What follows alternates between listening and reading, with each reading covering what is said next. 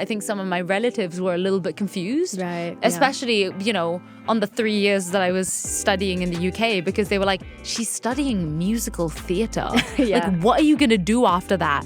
And then, like, I can't use my musical theatre degree and go work at a bank or something. Like, I can't do that. Yes, yeah. Les Mis, the arena tour is now playing in Singapore, and among its starry international cast is our very own Singaporean, Nathania Ong. A few years ago, when I was studying in London, I decided to watch Les Mis on a whim because, it's my favourite show. I went to the theatre, I opened the programme, and I was like, oh, that's a Singaporean in the cast, and she's playing Eponine, one of the main characters. It just made me feel so proud to see Singapore represented on such a big stage. The question is, what is the journey like for those who also want to be like her and to move and work in the West End or in other countries and in a sector especially like the arts? Hi, I'm Suen Tan, and you're listening to Head Start on Record, a show that gives you a head start in your personal finance, career, and life. In the studio with me is musical theatre actress Nathania Ong. Nathania, so nice to have you here. As a huge musical theatre nerd, I think this is such a privilege, so thanks for coming. Thank you so much for having me. I am so excited to be here today. Yeah, maybe we could start first with, just telling us about your journey. Like, how do you land up in the West End? How do you end up working and living there? So, honestly, it was quite a surprise. So, I grew up singing a lot of my life, but acting was something that was very new to me and something that I only really discovered when I was in like JC and I was trying it out for the first time. And I realized, hey, this is kind of fun. And then suddenly you realize, oh, there's this magical thing called musical theatre where you can sing and act. And so because of that, I was like, okay, let's go into this. I think it definitely moved my hands slightly that I wasn't super smart and that my studies weren't the most amazing thing in the world. And so how do you get into drama schools in the UK then? So how I got to drama school in the UK was I actually auditioned 2 years. So the first year, I auditioned for straight acting, which is full acting, no music, no musical theatre, all of that. Fortunately, unfortunately for me, I didn't get into anywhere when I auditioned that first time. And actually, I got the majority of my rejections within the first week that I'd landed. Okay. So I shifted my flight dates. I got myself back to Singapore early, tail tucked between my legs, and then I just continued about normal life. I learned a lot from those experiences in terms of my acting. And so I think that was something that I took, and I auditioned for LaSalle for the straight acting course again for the 3-year BA, and I got in. So that was quite nice. So spent 1 year at LaSalle, and then audition season rolled around again for the UK, and I had given up. I was so hurt by all of the rejections that I'd received that previous time that I went there, especially being so young. Like, I didn't have the mental How old were fortitude. you at that point? I think I was 18 when I was doing those auditions. And then at this point, I was probably like maybe going on 19. Oh, like, still like very that. young. Yeah. I mean, it definitely wasn't far apart. But it was actually my best friend who convinced me to reapply. And I decided, okay, fine, like I'm going to do it. But I also think a Singaporean question is how much do our grades actually matter, right? For something like that. For example, my IB grades, my A-level grades, like for yourself, what was your path there? Like what sort of grades do you use, or was it just auditions? I think the thing I have to say was, don't look at my grades. Okay, so grades don't matter. So grades don't you matter. can still be a Western You can star. absolutely just audition. I think that it's definitely dependent, because if you go to drama schools that are on UCAS, for example, then I think that some of the universities, because a university is not a drama school, they're slightly different, but then they have drama schools that are in universities, so that's like slightly different. But if you apply through UCAS, they do actually look at your grades. But to be honest, I don't know how much of a bearing your grades have in terms of that side. Right. Whereas drama schools, they ain't checking, you're all good. Okay. So actually what we are saying is that for people who are interested, right, in this as a career, your academic grades don't matter that much. It is really your audition and how you carry yourself when it comes to that, right? I would say so. But I think definitely keep in mind that some of the universities still have like a slight grade requirement. I just didn't go to them. Okay, but I think it's really interesting because, like, for Singaporeans that can be quite grades obsessed, it is nice to know that I can actually kind of like take the path less trodden, right? Like I can actually look into other areas that I'm passionate in, like you said for yourself, like discovering something else apart from like, oh, I just go to school and I do my exams. Yeah. Yeah. So then when do you move to the UK? Like what age was it that you moved to the UK and like which school was it? So I moved to the UK when I was 19 years old, and I went to Mount View, which was a random name. That why I thought it sounded familiar was it was a random name that someone else asked me about the time when I was auditioning with the 5 rejections. Wow, okay. And then how do you get your first job? Like when you graduated, do you do auditions? Like what happened then? So I hadn't fully graduated, but in our school, we have 3 end of year productions, and then you kind of have your like A, B, C tracks. So your A will be like your principal roles and things. And usually when you get an A track in a show, that's when you want to invite all of like the different agents in the UK to come and watch, because, you know, you're aiming to get representation from that. So did all 3 of them, but while I was doing the final production for the year, I think auditions were already like slowly starting to roll through. And I think by that point I had already signed with my current agents. And then I was just auditioning. I booked my debut about a month after that end of year production. Was that the Les Mis tour then? So this one was actually Be More Chill. Okay, at the Shaftesbury Theatre, which was that was super quite a short fun. run, right? Yeah. It was a limited 10-week run. I mean, how do you feel then, you know, like going straight from school in Singapore and then school in the UK and then straight onto the West End stage? I mean, nothing in between, right? It's nice. I feel like I can't really say much else. Yeah. I promise I worked hard. I promise I worked hard as well. It wasn't all glitz and glam and rainbows. Yeah, I mean, that is so interesting because, you know, you have your name in posters outside theatres, you have fans queuing at stage door to meet you after the show, you get applause every night. I mean, it sounds like a dream, right? But are there also like bad days or other days when you're like, okay, this is the grind of a job? The thing is that but you're not looking at how wonderful everything is every day. I feel like because, especially if you're living it, sometimes I know that for myself, I can run the risk of taking that for granted or just like allowing it to pass me by. But it is so special. And honestly, sometimes when fans come over to stage door and they say like, you have inspired me, like, especially like, you know, being Southeast Asian, they say, I didn't know that this was possible, and seeing you perform is amazing. And honestly, I don't think that they realize that as much as they are inspired by me, I am equally inspired by them, because there's no reason why they should have to say that to me. I mean, okay, let's talk a bit about London life, right? Because I lived in London for a short time while studying. And it was like... What were you studying there? I was doing media at LSE. Oh. Yeah, so I was living in central London, going to the West End every day. That's why I had no money for some of Understandable, it. same. Yeah. Vibes. Yeah, it was really vibes because, you know, I did not obviously have a lot of money after paying for like rent. I was just eating Greggs and meal deals every day. Yeah. You don't need to eat. You just survive on the vibes. Right. Yeah, so I understand. that is the London life, right? Yes. Yeah. So for someone who is, you know, living in the UK, how is it then trying to manage those expenses? Because London is such an expensive city. Honestly, I feel like people say that London is expensive.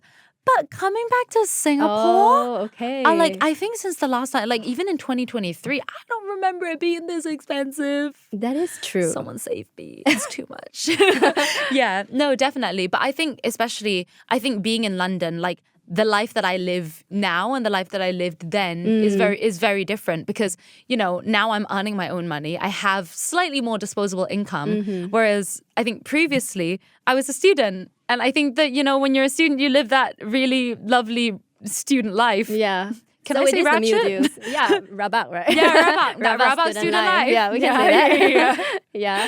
So I think definitely, there was a lot of meal prepping. Yes, Especially because I think another thing to consider with our career, is that even though like we are studying, like I did go to drama school, there was also a very large degree of fitness involved and health. Right. Because we like at the time, don't ask me to do it now, but we did a lot of dancing. So because of that, it was a lot of keeping your protein up, making sure that you have enough stamina and that you're eating well enough to have enough energy for the day, because it was long days. And usually, like, especially because it's so competitive, like, you really wanted to be the best version of yourself.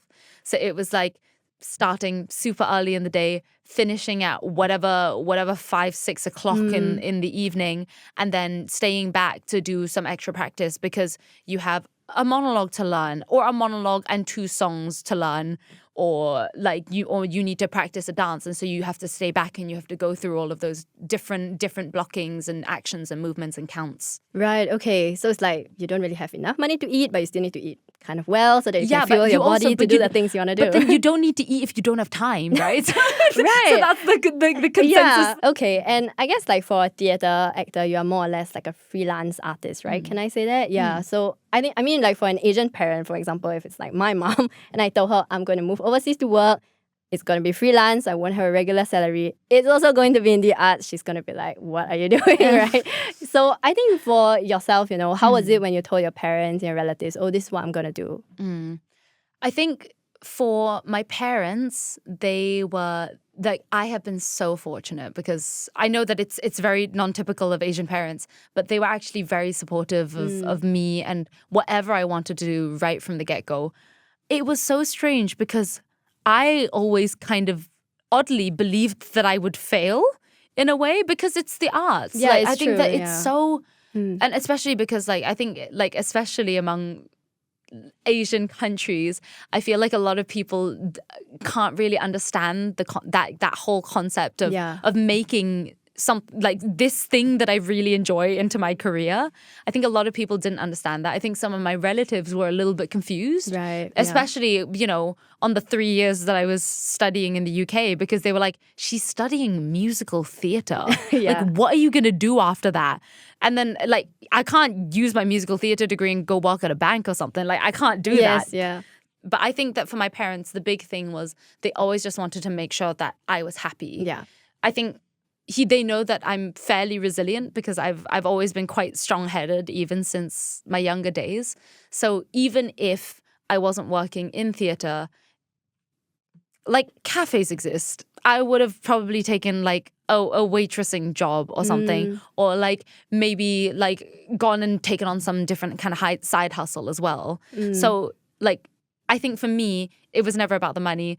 I was very prepared to be very broke for a very long time. Yeah, it's like love for the arts, right? Yeah, love for exactly. what you do. It was really the passion and like the fact that I love performing. It's so fun. Yeah. It's really living on vibes. Living on vibes, man. We love that. So I guess like a more, on a more finance side, like or personal finance, like what are the things that you do in between your jobs? Do you go for other gigs like you mentioned, cafes and stuff like that? Because that happens a lot in London, right?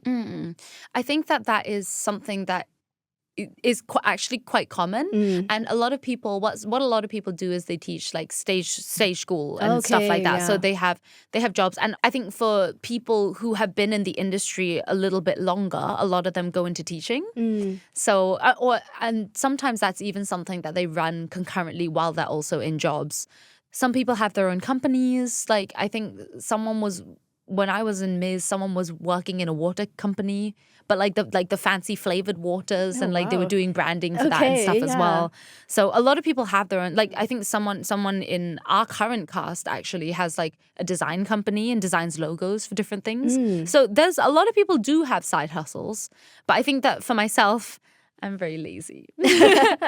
Yeah, if I will either like keep auditioning for different productions over that period, or usually I'm resting because, to be honest, I haven't tended to have that much free time in my professional life since I graduated, which is a wonderful, wonderful problem to have. But honestly, the other thing for myself is the fact that even if I don't have a production coming up, I think that I'm at a stage in my life where I really want to create my own work, and I'm really trying to find my voice and what I have to say. So something that I am working on currently is actually my concert, which is coming up in September. So that is, I'm basically gonna do a very, very like condensed brief story of my life, and I think through that I'm gonna sing it using musical theatre as like a track. Okay. And what I want to do is I really want to take all of these musical theatre songs. Like I've sung some of them, I've already sung professionally, but I really want to take some of them and like reimagine them and do like pop R&B kind of stuff, because that's the kind of stuff I like listening to in the as context well. of your own life. Yeah, I Okay, think so. But I think not like my career, my life, but like something that's a lot more personal to me, which is also like why I didn't want a massive stage. Wow, okay, Yeah. I mean, that's super exciting. And it's also good to know that like you can be in shows and all that, and you can also be working on your own stuff on the side, right? Like even creative projects of your own. And I guess this is a very Singaporean question, right? But people will ask, then how about your CPF? Like, do you plan for retirement? Do you invest? Oh my gosh, actually, honestly, if someone's a financial advisor who wants to give me some help on that, that would be amazing. Yeah. I think, to be honest, in terms of like CPF, I haven't worked in Singapore like all that much. Yes, yeah. To kind of put in. I think definitely this year I'm probably gonna have to throw something in there. But I think for the most part, like it's been that really lovely high tax UK tax. Yes, which is actually worse, right? Yeah. Really a lot. Ouch. Yeah. And I guess like when you are a freelancer, how do you manage, how do you plan your finances, for example? Like if I do not have visibility after 1 year, but I want to take a holiday, how do I plan for that? So I think you're asking the wrong person. Just go. No. No, to be honest, I think that I've been very fortunate in those times because, like, obviously I've been working quite a bit. Yeah, very. And so I've actually like not had that much time for a holiday. But the other thing is that in terms of the planning of all of those holidays, usually if you're doing a year-long contract on the West End, you'll have allocated holiday and you have to block it in advance. And so you actually have to you have to plan all of those. Right. Usually like about a year in advance, to be honest, because it is like you are competing with the rest of your cast to try and get those dates in. Right. Yeah, I'm sure Office has as well. And then the understudy dates, things like that, right? Yeah, all of that. Because there's like, I think there's a very like strict number of women or men who can be off at a certain time. So, so I think for Ham, it was like only 2 girls could have holiday at the same time. And the people who go on holiday, 2 of them can't be sisters. Like, as in like the Skylar sisters. Like, they can't be 2 sisters. And so they have like all of these rules in place. And so, yeah, I can think it just, honestly, kind of helps with the planning. Yeah, okay. It is actually really structured, right? Yes. Yeah, because I guess as a consumer, you don't realize that you just go and see the cast board and be like, oh, okay, right, this person's off or that person's on. Yeah, but it's actually such a like process and system behind it. Yeah, okay. I think you also mentioned like meeting people at stage door who are like, oh, you are like representation for Southeast Asians in theatre, right? Of which I guess there's still not that many. I mean, there's progress being made, but still not that many. I mean, how is your experience like as a Singaporean working in the UK? Because even when I was living there, there were instances of microaggressions, right? I went to a cafe, the guy, like, he only serves my friend who is white and not me, and then he asked me if I could read, so it's like, oh, what is going on? Yeah. I would like to say I'm surprised, but I'm not surprised at Which is all. so sad, but true, right? Yeah. I mean, how do you cope with that, especially since you live there and you have to work there and face all these audiences every night? It's unfortunate because things like these don't go away as much as you think about it. And to be honest, I think that especially, growing up in Singapore, I'm sure that maybe you face this as well. But, for us, as we're a Chinese majority here, so it's very easy for us. Like we don't really deal with a lot of with all of these other microaggressions that might happen to other races. And it does happen. Yes, it does. Please. Yeah. And so I think moving to the UK was definitely a bit of an eye-opener. I think we got 20,000 ni haos in the span of who knows what. Oh, yes, yeah. Obviously, the classic, I will only speak to your friend and I will not speak to you. Okay, so that happens. Or take your order. Yeah. And then also, I think especially like over COVID, it was so bad over COVID. Oh, yeah, to be because honest. you were there during COVID. Yeah, like I think so. My friend and I were walking and someone just spat at us. Oh. And I was like, But I think that the crazy thing is that during COVID, like if someone spits at you, I think that is one of the most like I think because I got punched as well, like what? at a completely other point. But I was in a rough area, So, Okay. but I don't know if it was racial or I don't know like why he punched me. It's not like he told me he was like, "Hi, I'm punching you because you're Chinese." That is so but scary, I'm just though. gonna punch you. So I was Okay. like, "Okay, cool." I'm glad you're Vibes. okay. Yeah, it was fine. I was in a group of girls as well at the time, but I was like, I was in a group of girls. I am the most obviously East Asian among the group of us. Yeah. So it might not have been targeted, but it kind of did feel that way. Yeah, it's always a question you have in your mind, right? Like whether are they treating me because of this? Yeah. So it's like, I think that's the thing that's so frustrating about microaggressions is because you will never have the answer. Yeah. You will never have the answer of being like, oh, did they treat me like that just because they didn't like me? Or did they treat me like that because I had something in my teeth? Or is it because I'm Asian and you just didn't like me? You just weren't feeling it that day and you wanted to take your anger out on whatever, something. And so I think that like that is so frustrating. I think that we are getting a little bit better. And I think honestly, for my like one idealistic idea that I have in my head is I think that food actually unites us so much. That is true, yeah. Because the globalization, you try more things. And I think that by trying more different kinds of food, you have that exposure to different cultures. It's like a conduit for the culture, right? Like cultural interaction, So so for me, it's like, oh, the more different kinds of cuisines, like, is reflective of like the immigration that you get in a country. And hopefully that by more exposure, people will have a better understanding of others and of other races. Okay. Yeah, I think it's just interesting because it's like, you know, it always seems to be living in London is a dream, working on the West End is a dream, but there are all these practical realities, right? I mean, one is the sausage rolls, one is like garbage on the street, and one is also and the other racism. one is the fabric train yes, seats. and the train seats.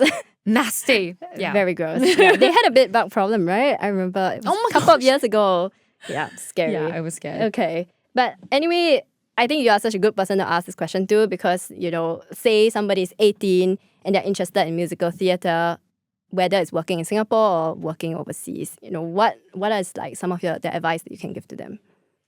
My advice would be, and this is not just for specifically this is for anything that you have ever been scared to do that you feel like is worth undertaking, because oftentimes the best things worth having are the hardest things to attain as well. So my question is, are you gonna regret it if you look back in 5 years and you think, oh, like I'm in a job where I'm completely miserable, where I'm just not enjoying my life?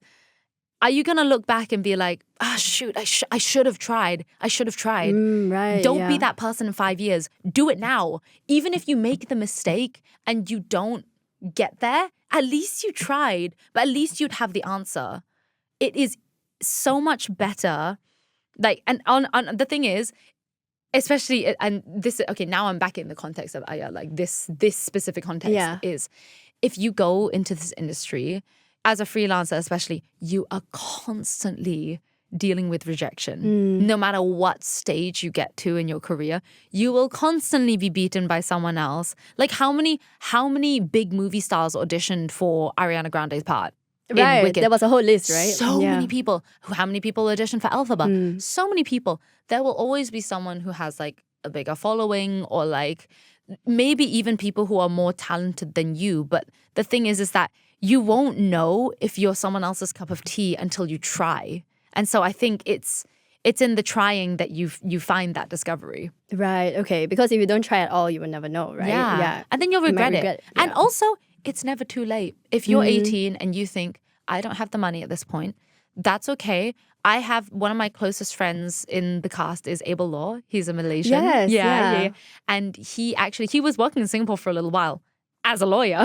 So he like scraped and scratched and he managed to get a scholarship. And so he went to RAM for a year, came out, and then he's here. So we're in the concert. Yeah, in the concert. And he's we're all in the same boat. Like, we're still auditioning, doing all of these things. So, like, he's a working industry professional. So the dream is not dead, really. Okay, wow, that's an excellent answer. And I guess there are just other issues as well, right? When someone moves overseas to work, especially at a young age. Like, for example, if they want to build a life here, I mean, another Singaporean question, the whole BTO thing. It's like, how do you then maintain, for example, like long-term relationships? Where do you choose where to put roots down? I'm still trying to figure that out too. I'll be so honest. A process. I will be so honest. Something that I am really fortunate to have is that I think I have obviously my family in Singapore who are like near and dear to me. And every time I come back, I feel like I'm welcomed with open arms. And I call my dad once a week, or I try to, and if not, once every 2 weeks, hopefully. Yeah. So, I think like that's how I kind of keep up with their lives and like seeing what's happening, and that's how they catch up with me as well. But then also over on the UK side, I have my chosen family. I have all of my friends who I love seeing all the time and will try and eat food with regularly just to keep catching up with them and their lives. And I think that what's amazing is technology. Now we can call people and FaceTime people and voice note people. They have those bubble things on like Telegram or WhatsApp where you can send like short form videos. Yeah, I actually learned about voice notes when I was living in the UK actually, because my friends were the ones who kept using it, because I'm like, Singaporeans, they don't really use that. Yeah. Honestly, game changer though, because my thumbs don't move fast enough. So this is great. I'm like, my grandma does it and now I do it too. Oh yeah. Your grandma can use voice note? My grandma does that, yeah. Wow. Because she can't type. Or it's hard for her to see. I so mean, she voice notes. I won't lie, I'm still thoroughly impressed. I don't think that my grandma's figured that out, technology-wise. But we see her every week, so it's okay. You can teach her, yeah. She'll get there. She'll get there. Yeah, and I guess when we talk about more long-term plans, right? Are there things that you want to do besides, I think you mentioned like some of your own creative projects, but are there other things you want to do besides like acting on stage? Are there other parts or aspects of theatre that you want to get into? Honestly, I love singing so much. And I feel like, fortunately, like I would love to maybe get some stuff recorded, maybe do like a musical theatre album at some point in the future. Like these are all projects that I kind of have in my head. Obviously that will take time, but I think that equally something like an album or something like recording is something you can do, like not throwing yourself in 100%. Like you can do that on the side. Something that I would really like to do though is I would love to do a little bit more film and TV. Yeah, but would like something like, being on Netflix or even going to Hollywood, is that a dream? Oh my gosh, I would love to do that. Ah. Yeah, but I mean, obviously, I think that, something that I really feel for myself is that I really don't want to get to the point where I become complacent in what I do. I obviously, like, I've been so fortunate with the successes that I have received, but I also recognize that, like, if it comes to like TV and film acting, it's a bit different. There's probably some people out there who would be a little bit better than me. Like you could get there, you never know. Yeah, absolutely. But the thing is that in order to get there, I feel like I also have to do myself some favors. Before I went on the Chinese concert tour that I did recently. Yeah. I was like, I want to get better. Let me stop complaining about how I want to get better and just do something and get better. So I went and I signed myself up for an acting for camera class. And to be honest, I think it was such a great experience, but I was also so nervous because that's something that you just go and you do on your own. And especially knowing that I'm not that good at acting for camera yet, I was just so embarrassed. I was so nervous to be there.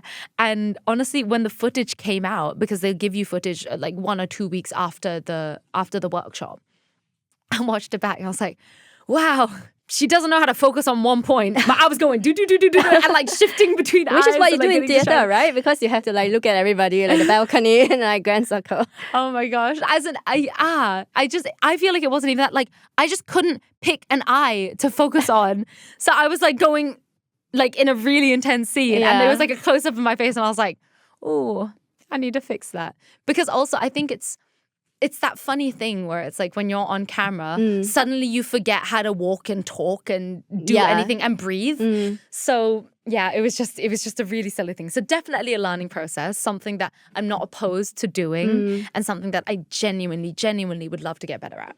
Yeah, I mean, there are theatre actors that start out in theatre and then they become film stars, right? I mean, even Sir Ian McKellen, right? He was like... Was he in musical theatre first? Not musicals, but plays. So many plays, right? Shakespeare and all that. And then he became Gandalf and and X-Men, and that's how it built. So I guess that's also a thing that's possible. Okay, and now on a head start on record first, we are going to have a quick fire musical theatre round. So 60 seconds on the clock. We'll see how many questions we can get through. Okay, Les Mis or Hamilton? Hamilton. Oh, okay. First musical you saw live? Mamma Mia. When was that? I don't know, but it was in Australia. Okay. Favorite musical? Hunchback of Notre Dame. Oh, unusual choice. I love it. Very it's interesting. Beautiful. Dream role? Elphaba or Glinda. It's a tie. I don't really know which one I'm right for. Okay, you heard it here first. Okay, favorite musical song?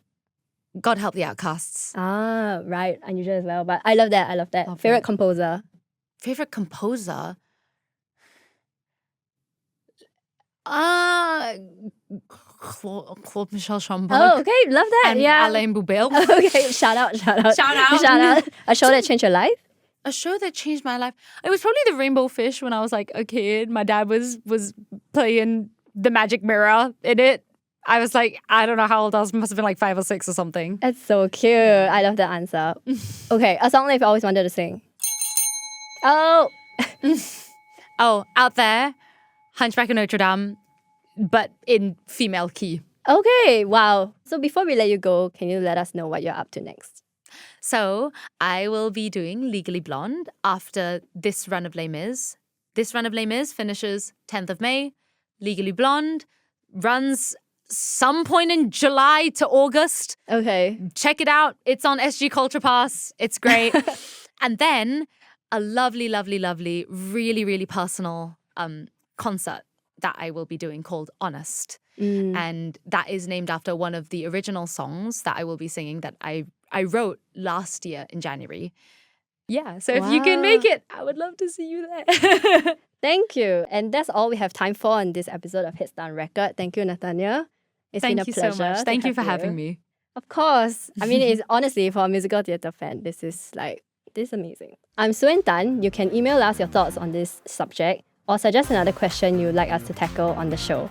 You can also reach out to me on LinkedIn, and if you'd like to read my articles and ST's Head Start newsletter, all these links are in our podcast show notes. This episode is edited by Amirul Karim. Thanks for listening.